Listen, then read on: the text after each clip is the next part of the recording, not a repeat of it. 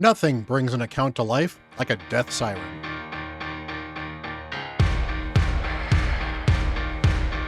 Hello, everyone. Bront, CatHerder here. We're having some fun talking Raid Shadow Legends, and we are here on the free to pause account because I have gotten Lydia, and I have just mostly finished building her. So I figured I would actually do a little bit of a guide slash how much she can impact an early account, partially to motivate those of you who have not gotten Lydia yet to maybe kick it in gear. Lydia is such an amazing champion. She is honestly one of the best champions in the game in almost every area of the game. She is so good that it is really, really hard to replace her on any team that she is on. She brings so much good stuff.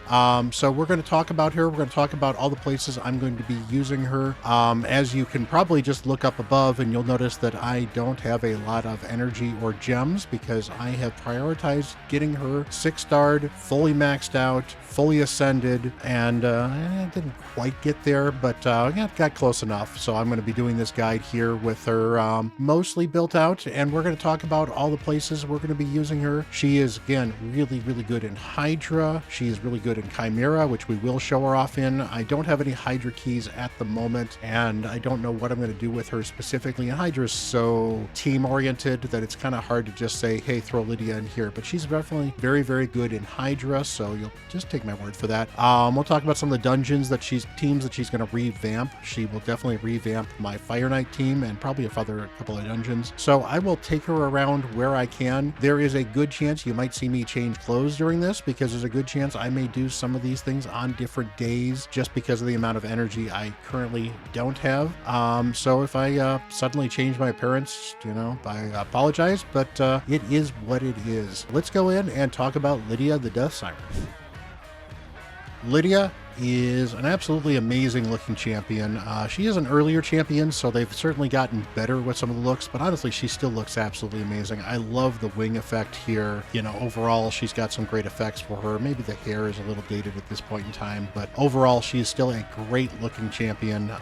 Just great effects, and she is definitely a good looking champion for a legendary, and the Void legendary is great. Being a Void champion means that she cannot weak hit, or at least cannot weak hit outside of things like life barriers that you can get up there as well. So she's not going to have any weak affinity issues, which makes her usable in any and all content, regardless of affinity, which is great. And she's got a great kit. So she's got the A1 here, attacks one enemy, has a chance of placing fear that can be 100%, also has a chance of increasing the duration of poison sensitivity, which she does bring in her kit, even though she doesn't bring poisons. She also will attack enemies with a skill whenever they place a freeze, stun, fear, true fear, or petrification debuff on an ally. So she will get a chance to basically fear somebody back for fearing anybody on her team. Number of attacks increases according to how many debuffs are placed at the time. So she will actually get multiple attacks with that debuff, which can really go off. It does, however, mean that in Hydra, for example, she's actually difficult to run without a Shamail on the team, because what will happen is she will basically continue to regularly fear herself as the rest of your team gets fears when you hit the fear head as well. So if you don't have a way to keep fear off of her from either keeping up almost permanently veils, or you've got a Shamail, which means that fears cannot land on you at all, she can be very, very effective. But otherwise, it can cause a problem with her a little bit. So it's a little bit of a weakness in her kit overall, but it's still a very good ability. And the fact that she can attack multiple times is great as well. Extra hits attack other random enemies, which is kind of cool as well. Only can attack each enemy once, so you're only going to get 4 of these off, but you can get a bunch of these off if you get some of that stuff, and it's kind of cool. Provoke is one of the few ones that does not trigger this, which is fine. Possibly one of the best skills in the game here, the Siren's Wail, 4-turn, bookable to 3-turn, 100% chance of placing decreased defense, weaken, and putting a strengthen, 25%, the big one, and an increased speed on all your allies. So you get decreased defense and weaken, 2 of the most powerful damage aiding debuffs, and strengthen, one of the most powerful damage reducing buffs, and increased speed, just a very powerful buff in general, all at a single 3-turn cooldown skill. This skill is just so so good. It's hard to describe how good this skill is. Even if this was a 4-turn cooldown, this would be very usable, but on a 3-turn cooldown, she pretty much keeps this up constantly, and it's so useful in every area of the game. There's very few areas of the game where increased speed is not useful, and there really are not any areas in the game where decreased defense and weaken is not useful. It may not be necessary, but that's not an issue. It's not useful, so that's always a great. And then she's got the A3 here, 3-turn cooldown. If you book it out, 5-turn cooldown to start. It is a 100% chance when booked of placing poison sensitivity, block buffs, and block active skills for 2 turns, single enemy, and it's a double hitter. You know, it can do okay damage. In fact, Lydia can actually do some pretty serious damage if you build her for crit rate. Oftentimes I do on accounts where I have the luxury of doing so, just because I don't necessarily need her to be super tanky, but on a newer account, I probably would build her a little tankier. We'll talk about that when we talk about the builds, but block active skills, great skill for locking out specific champions. Block buffs, great skill for blocking buffs on certain champions, and poison sensitivity works really well with people bringing poison. So if you have poisoners on the team, that poison sensitivity can come in and add a bunch of extra damage. It's 25% extra damage per poison, and you know, since you can stack a ton of poisons on an enemy, that could be an awful lot of extra damage. And then she extends it as well. Finally, she has a block revive on her passive there. Denies enemy revive attempts. This works even if this champion is dead. And if she is dead, it revives her and grants her an extra turn if there's no dead allies. If other people are dead but not her, it revives the rest of the team. Very, very cool. It will actually go through block revives as well. As you can see, we'll ignore block revives. That said, it is a single deny. So for example, if you use her against a Sun Wukong, it will deny it once, and then he will take 3 turns and revive in 3 more turns instead. It does not keep people dead. It does not prevent revivals from ever happening. It's just a single time block revival. It can be very, very good for that. It's actually very good against the Frost Spider as well, but there are some limitations to it. Be aware that those limitations do exist. It also is on a 9-turn cooldown, bookable to a 7-turn cooldown. Now she does get an extra turn if there are no dead allies in some cases. That means that, you know, it's still a 6-turn cooldown. It's a long time to use it multiple times in most content. Now, wave-based content, you might get a chance to, because you might use it on the first round and then might get a chance to use it on the 3rd round. But in general, booking this one is the least important part of her kit. And honestly, if you can avoid, you know, ascending her, because this is what skill she gets when you ascend her past 3 stars, you can book everything else and not book this skill. And I think it probably saves you 2 legendary books. Not that this is the worst skill to have booked, but you don't need to book it. In fact, on my main, I think this skill is still not booked on my Lydia. And finally, she has a increased resistance in arena battles by 100%. Very useful if you need to run resistance teams, but this was something that was a very good aura back when resistance mattered a lot more than it does now. Nowadays, she doesn't do a lot to make her great in arena anymore. She's still good in arena, especially for progression if you're worried about revivals, for example, but she's not perfect. And honestly, I'd much rather have a speed. I'd much rather have HP. I'd much rather have defense. I'd much rather have attack. If this was in all areas, this would be a better aura, because there are times when I would actually use this aura then. Obviously, it would probably be 80 if it was instead of all areas, but being 100% in arena, it's an okay aura. But if you're building a high resistance team, you're probably not going to be using Lydia anyway, just because she generally is not going to be built with a lot of resistance, and the champions who are going to build resistance aren't going to really work well with her either. So probably not the best aura, but you know, I guess every champion has to have a bit of a weak spot. These are the masteries that I like to recommend for Lydia, and honestly, these haven't really changed much ever. I'm pretty sure these are the same masteries I have on my main that I've had for ages, and I don't see a big reason to vary from this much. That said, you always could choose something different if for some reason it's going to fit you particularly well. On the offense tree, we want War Master because she's not going to be doing Helm Smasher, and she's going to be doing a lot of PvE work, so you're going to want War Master for that extra damage. Methodical is fine. You could certainly say maybe Kill Streak, but since I don't know if she's ever going to kill anybody, I might as well get a little more damage out of that A1, particularly if that will counterattack every once in a while with that fear proccing thing that she can do. You know, extra damage against max HP is good. Keeping her alive with Life Drinker, I think, is very, very valuable. I think that's a little more valuable than extra damage against targets because she's not a huge damage dealer. That said, 5% extra damage with full HP seems like a good option for her because she's hopefully going to be going fast and first, so she'll do just a little more damage. Otherwise, maybe Grim Resolve would be okay, or maybe something over on the support tree. Otherwise, the extra crit damage and the extra extra crit rate just makes the most sense. Meanwhile, on the support tree, you want the extra accuracy. You want the extra accuracy here with nothing on cooldown. The extra accuracy here is good. She's putting up a ton of debuffs, so Arcane Celerity is a great one for her to keep her moving. You're going to want the Lore of Steel because you're going to be putting her in gear that's going to give you extra accuracy and extra speed usually, so Lore of Steel is going to be very useful for you. Cycle of Magic, really good to get back to skills. The other thing that these two skills set up, having both of them like this, means you can get this lasting gifts so that that speed and that strengthen last just a little bit longer, as well as the Master Hexer, so all of her debuffs last just a little bit longer as well. So I really, really like these masteries, and honestly, there's not much I would ever change with these masteries, really, other than maybe, I guess you could argue you might want Rapid Response over Arcane Celerity, but since she's more of a debuffer than a buffer, I think this probably works better. Technically for Chimera, this is probably a slightly better option just because you're going to get more buffs up than debuffs because you only have one target to debuff, but it's not going to be such a big difference that I think it's worth changing out just for Chimera.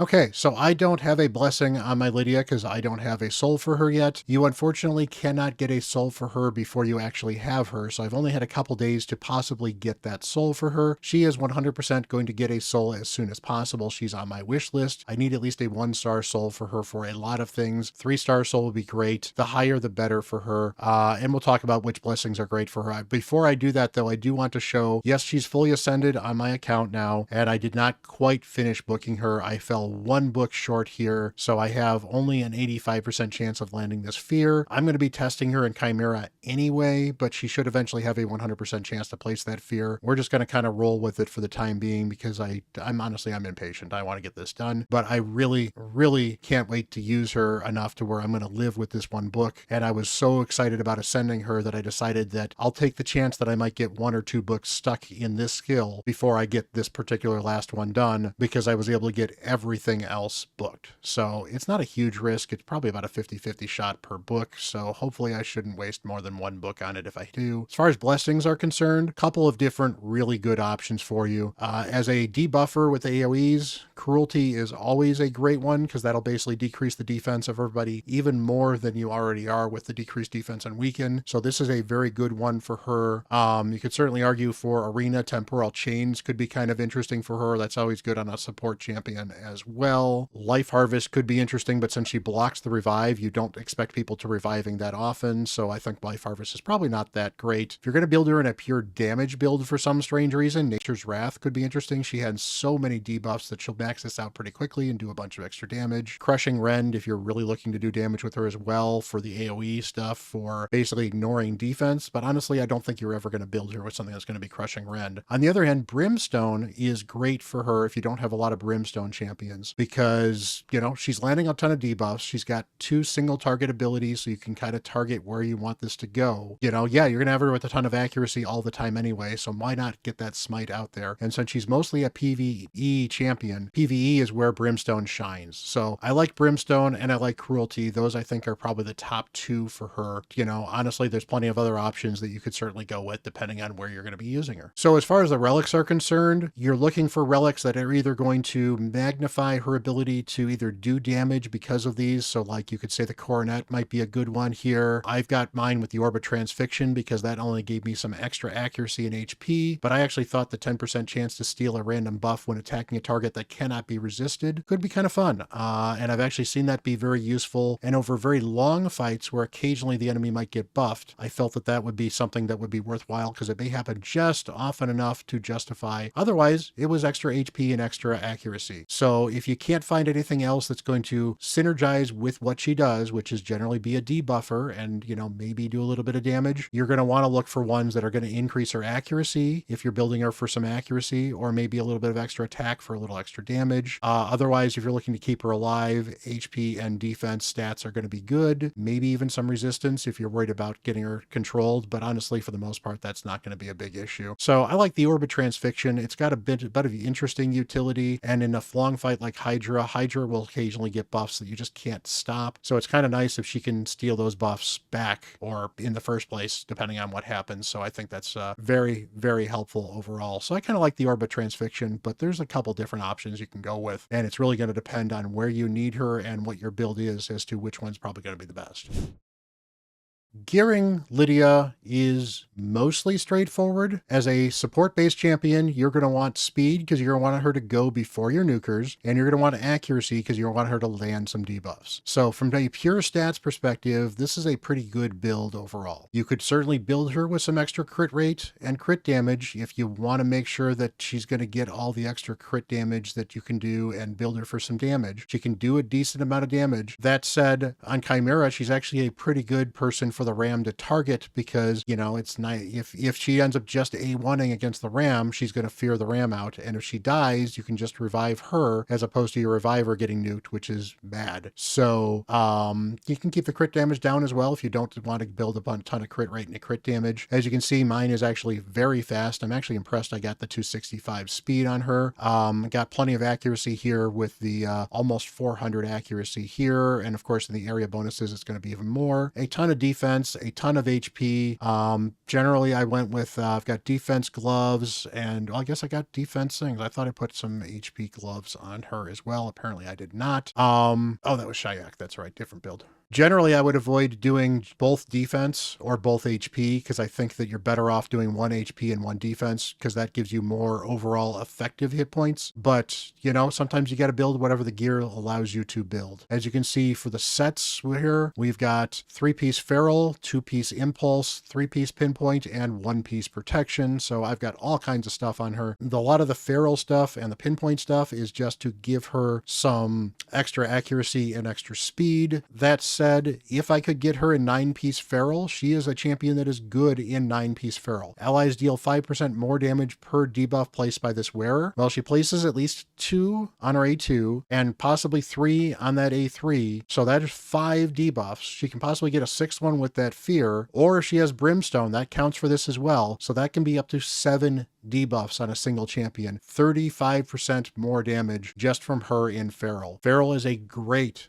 set for her. The other one that's actually really good, surprisingly, is Protection, because Protection has not only the 75% chance to be protected, but you deal 5% more damage per buff placed by the wearer. So what you get with that is you will get protected, strengthen, protected increased speed most of the time, and an extra 20% damage to everyone, or not 20%, but an extra 10% damage as well. I think the Feral build works a little bit better, but you could certainly argue for Chimera, if you want to do a full auto team, you really want that protection just so that the enemy doesn't steal your strengthen and your increased speed and then, you know, cause a problem for the poison head. So again, you're looking for tankiness. You want an HP percent and a defense percent here. I've got both defense percent here. If you need accuracy banners are great. Otherwise, you could certainly get something like a defense or an HP banner. Or if you want to build damage, you could build an attack banner on there too. You're going to want speed, so speed boots are going to be very important. Accuracy is very important as well, so you're going to want a little amount of accuracy, you know, and if you're going to build her for some damage, then you're probably going to want crit rate or crit damage gloves here instead. And if you need a ton of accuracy and you don't need her super tanky, you could certainly go with an accuracy, you know, chest on her as well, which will do perfectly fine. That means that she will certainly be a little squishier, but honestly, some endgame runs rely on Lydia dying at some point in time, so there's that too, and that's not necessarily the worst thing that's going to happen for you either. So, you know, obviously I don't have everything here maxed out. I've got a lot of this stuff glyphed up, but I still only have plus 12 on some of these other things here. So there is room for improvement on this. I could get more speed here. I could get some more speed up here as well. And overall, I like this build for this particular account. The fact that I've got a 12% chance to get a cooldown resisted, or not reset, I should say. I also have the mastery with a 5% chance. So I've got an almost 20% chance of getting I've got almost a 20% chance of getting a skill cooldown reset on her, which is going to be kind of cool and very helpful for me in a lot of wave-based content as well without having reset champions. So I think that's overall going to be a lot of fun. And that's why I like Lydia. She's just so flexible on building as well. You want to go for damage? You could go for damage. She'll hit fairly hard. She's not going to be a big endgame nuker for you, but she can do a ton of damage. You want the debuffs, which is most likely what you want. Plenty of different options. You want the buffs, again, something you might like. Different options as well. Super flexible. For the most part, you're looking for the stats first and you're looking for the other stuff a little bit later. Are you looking to join me and have fun playing Raid Shadow Legends? Well, I've got the link for you. Use my link down below and get yourself a free LNRL once you get through the tutorial. LNRL is a great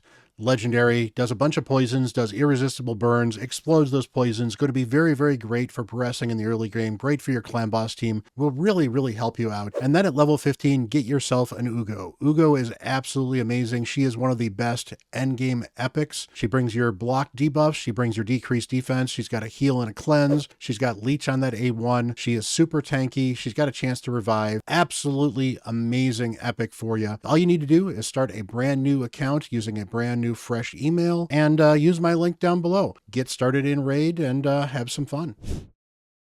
So at the moment, this is my Chimera team versus this particular affinity. Obviously, Alice, bad affinity for some of this particular fight, but she just does so much damage. It hasn't been a major issue. But I'm going to be swapping out her for Lydia because I still would like the extra healing that Ugo brings, as well as the cleanse that Ugo's brings, and the ability to have 2 different block debuff champions and extra decreased defense and weakened champions, I think will be still very helpful overall. Lydia is going to bring an increased speed, so I will be going more often than I was otherwise without the Alice. I will have the block active skills, which will be very, very helpful against the poison form, because that's the form that is actually really causing me the most issues. So she might actually help me get past my damage barrier I've had for Hydra, or for Chimera, I should say here. So generally, I've run this a couple times, and I have gotten somewhere between 9 million and 14 million, maybe 15 million damage on Brutal, which is the level we're on right now.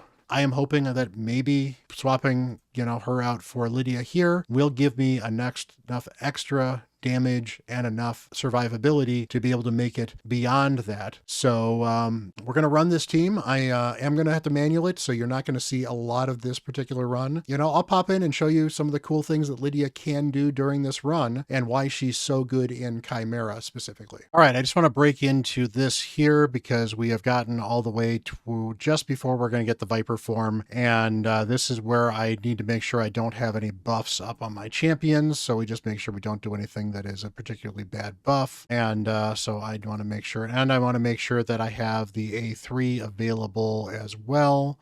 I don't want to use that if I can, because I want to keep that because I'm going to need it. Because I want the cleanses available as well, and as few buffs as possible. It's only so many I can do because Syl puts those buffs automatically. But hey, if all we get is that increased speed buff, that's not the worst thing in the world. Again, Tholan doing some absolute work here, and hey, we're at 11 million almost before I get to the first Viper form. So if I can get past the Viper form and get way to the second Viper form again, I might be able to get close to 1 keying Brutal with this team, which would actually be amazing because that would make it the first time I'll actually have been able to possibly get the top chest, or get the bottom chest in Chimera Clash. And all it took me was, 7 or 8 months and getting Lydia and multiple other champions maxed out to do it, I guess. I don't know. I don't get me started on Clash. So there we go. We got the Viper form coming right here. Get all the poisons put on.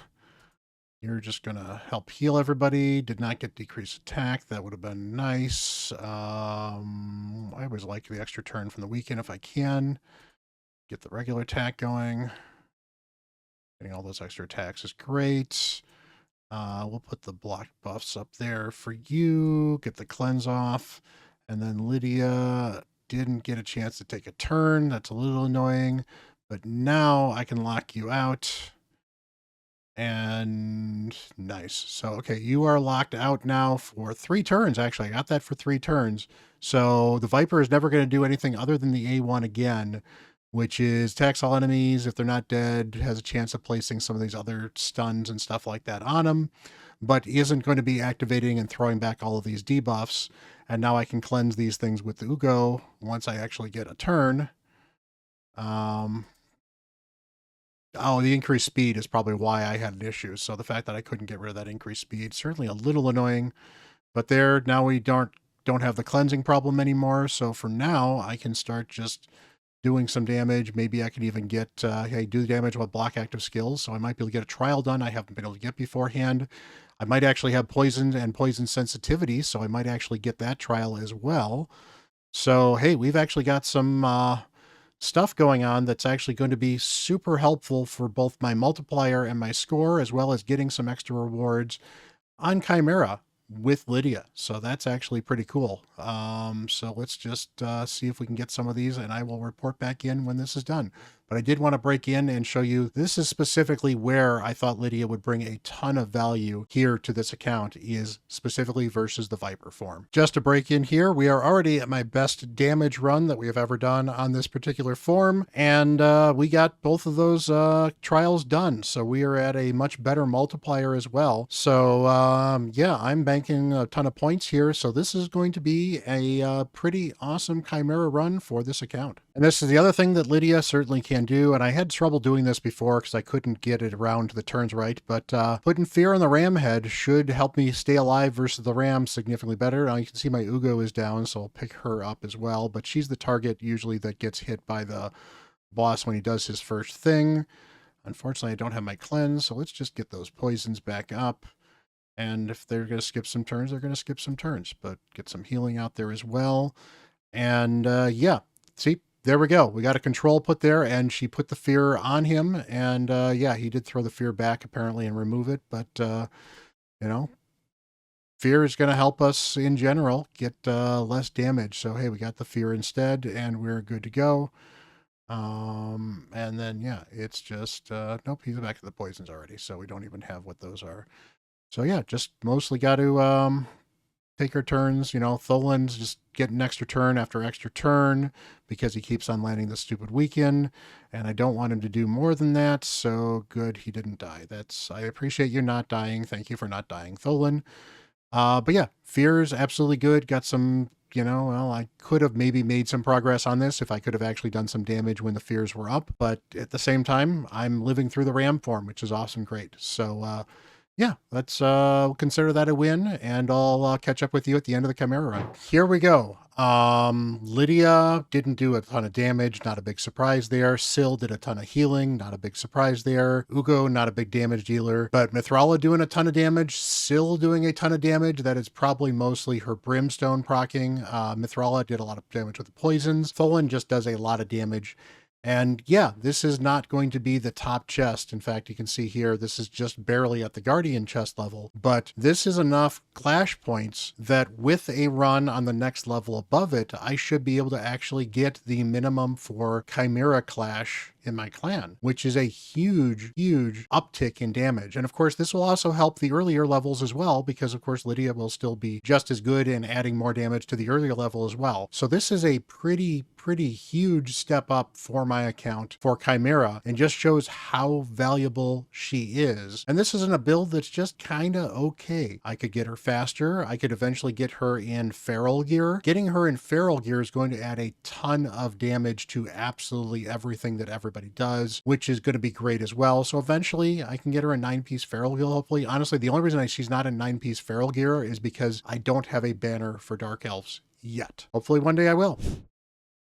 So we're going to take her into my Fire Knight team here, and my Fire Knight team has been pretty much hard locked for a long time to come. So we've got Alice here, we've got Allure, we've got Syl, we've got Coldheart, and we've got Lydia here. And Lydia has been swapped in for Ugo, and Ugo was there mostly for the decreased defense and the ability to help kill the waves, plus the healing that I might have needed. But now that I have Syl, which would have been replaced from Tagore, we've got, you know, I've got more healing in the team that I used to have as well. And before with Allure, I had Geomancer. Well, Geomancer actually honestly made the waves a little bit faster, but Allure does a better job of keeping the shield down, so the shield never comes back up. And Ugo doesn't help with the turn meter count, but Lydia actually helps because she brings the increased speed. So what I've got here for this particular setup, in case you guys are worried about it, we've got everything on round 1 for Alice. Same with, you know, for the most part, nothing controlled here on round 1. On round 2, I want to save this because I want to have the double hit her lead off on round 3. Nothing saved on Coldheart. She knows how to use her Heartseeker versus other stuff, so that's not a big deal. Nothing saved here for Syl. I usually want the AoE if I can. Nothing here saved for Allure. And then finally, again, nothing saved for Alice. On the third turn, Alice only does the Clockwork Cyclone and the Vorpal Sword. The Vorpal Sword tends to do a little bit more damage once the boss has taken a turn. turn. Also gives me the 3-hitter as well, so I can get through the shield.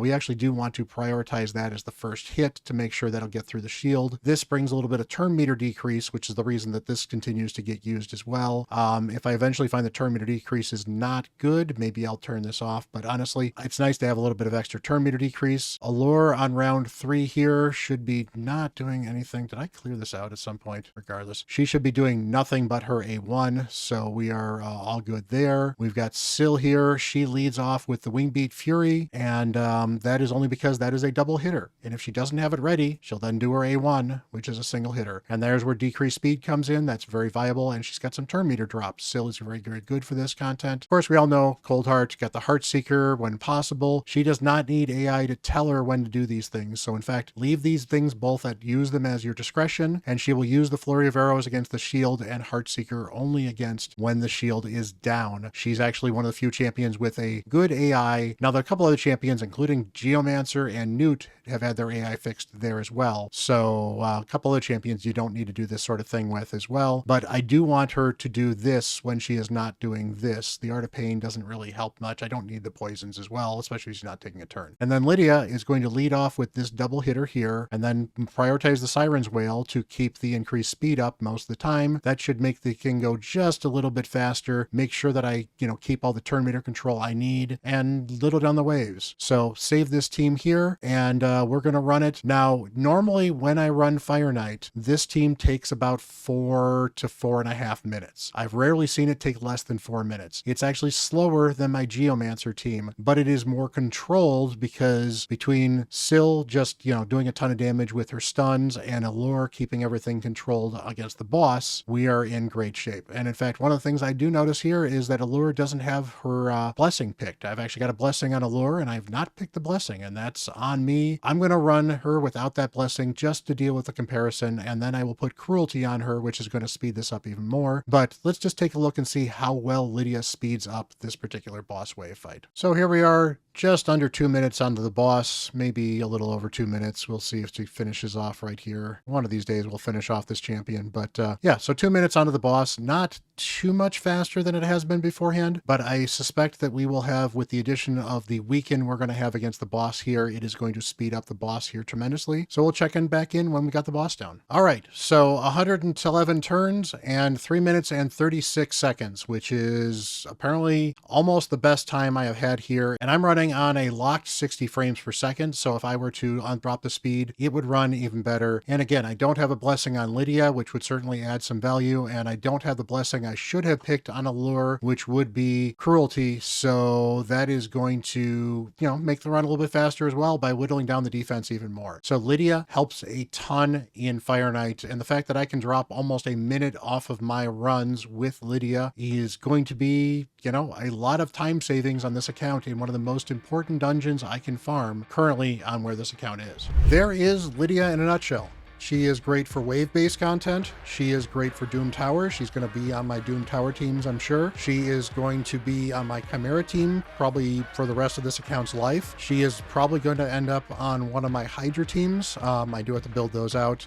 She is going to end up in most of my dungeon teams. She is super good in Ice Golem because she can block the revival of those minions, which can actually help save a run and keep you alive. So that is definitely very helpful. She's going to help in Dragon because she can do a block buffs against the boss. She can also give me some additional damage resistance with that extra strengthen, give me the extra speed to keep taking turns faster. So she's going to be very good for Dragon as well. And as you saw there, she did a good job in the Fire Knight, at least on the normal level Fire Knight. She'll probably help me on hard for a while too. If I can ever get onto hard, I need some freezing, and I probably need some ally attack champions before that's really going to work. I do have a Creodin, but I don't have any real good ally attackers at the moment. Morag is not good enough to help me in hard Fire Knight as the sole ally attacker at the moment, at least. So hey, that is major account progress, and that is a guide for Lydia. From an early game perspective, she is huge at transforming your account, but as I've mentioned a couple times before too, I still use her all over the place on my late game account. She is a staple of my Chimera teams still. She regularly shows up on my Hydra teams in a couple different forms. I whip her out for a lot of the other Doom Tower bosses. She shows up in a lot of these secret rooms or any place I can use her, because the ability to do decreased defense and weaken while strengthening your team and increasing your speed is by far one of the most powerful skills in the game. And the rest of her kit works out really well and really helpful as well. So I appreciate you guys. Where do you use Lydia? Do you have Lydia yet? And if you haven't, why not?